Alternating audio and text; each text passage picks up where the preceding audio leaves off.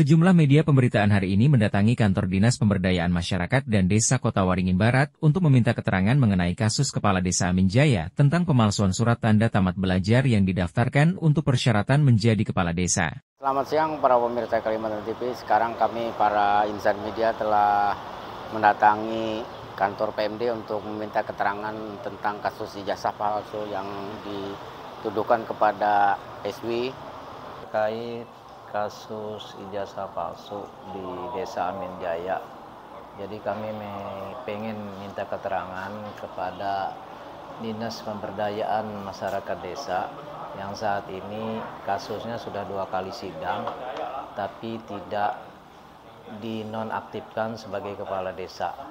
Mungkin agak mengikuti pertanyaan aja yang Bapak sampaikan tadi kan terkait Kades Amin Jaya yang saat ini sedang berproses hukum. Pertanyaannya kenapa tidak ditahan? Nah, kalau itu ranahnya ranah hukum, berarti proses. Berarti ketika proses hukum ini itu tidak boleh dicampuri lain termasuk Pemda. Jadi full prosesnya di aparat penegak hukum. Jadi memang kami dengar sedikit informasi itu posisinya sudah dilimpahkan ke kejaksaan. Jadi kalau menurut hemat kami posisi sekarang itu kewenangan berada di kejaksaan. Nah, tinggal bahkan sudah masuk ke proses sidang lah. Nah, jadi artinya kembali ke pertanyaan awal kenapa tidak ditahan, yang itu sudah rasanya ranah aparat hukum untuk menjelaskan. Kalau kami atas nama Pemda tidak sampai ke situ ke prosesnya. Pertama memang terkait kewenangan, kedua memang tidak boleh mengintervensi. Saya kira itu Pak kalau terkait penahanan. Tapi kalau kadesnya bermasalah untuk di Pemda gimana Bang? Maksudnya ini kan sudah terpidana nih. Nah terus masalahnya di Pemda harus bagaimana menyikapi itu? Kalau Pemda Pak tetap dasarnya kan harus ketentuan atau aturan yang ada. Nah di awal kan memang dari sisi aturan itu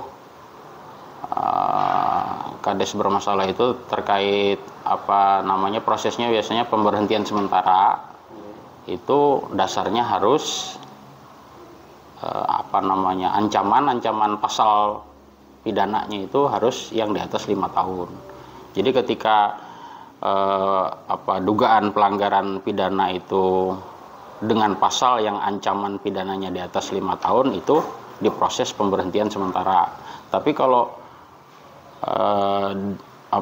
dugaan pasal yang dilanggar itu ancamannya tidak di atas 5 tahun, tidak dilakukan proses pemberhentian sementara. Jadi tetap menunggu putusan ingkrah. Tetap menunggu proses. Jadi kalau sudah ada ingkrah baru ada proses yang Pemda. Kecuali kalau ancaman pasal yang dituduhkan atau diancamkan itu di atas 5 tahun itu otomatis diberhentikan sementara diproses. Ada yang lain? Kalau terkait ini Pak Kades, ijazah sekolah itu kan adalah salah satu dokumen negara ya. Siap. Nah, oknum Kades Amin Jaya ini dengan pasal 266 dakwaan seorang oknum kepala desa memanipulasi dokumen negara. Sedangkan dokumen negara kan tidak boleh dimanipulasi. Seperti itu Pak Kades. Izin tanggapan Pak Kades. Prinsipnya untuk posisi saat ini kami sudah melakukan pendalaman, sepertinya tetap menunggu proses hukum. Jadi artinya karena memang posisi sudah tersangka, jadi kami harus tidak boleh mengintervensi lah intinya kan, nanti takutnya baru kemarin atau 2 hari yang lalu kami sudah ada pembahasan internal juga posisi sekarang. Jadi diambil kesimpulan untuk sementara kayaknya kita tidak boleh mencampuri proses hukum. Jadi silakan hukum memprosesnya, nanti hasilnya bagaimana itu yang akan kami tindak lanjuti. Iya betul seperti itu Pak Kades. Tapi kan tadi ujar Pak Kadis kan kalau tuntutannya 5 tahun, atau kayak gitu kan, Ya. itu bisa. Nah, sedangkan kalau memang ini kan di luar itu ya 6 tahun ya kalau nggak salah ya. Jadi, Saya belum kalau ya jadi mungkin ya solusinya seperti itu, mungkin kali ikuti proses hukum kayak seperti itu Pak Kadis.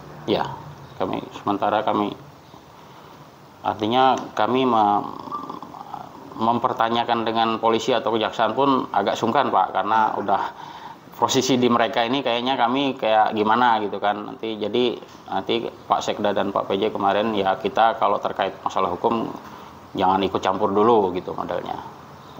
Kalau memang sudah ada putusan ya tetap kita akan tindak lanjuti.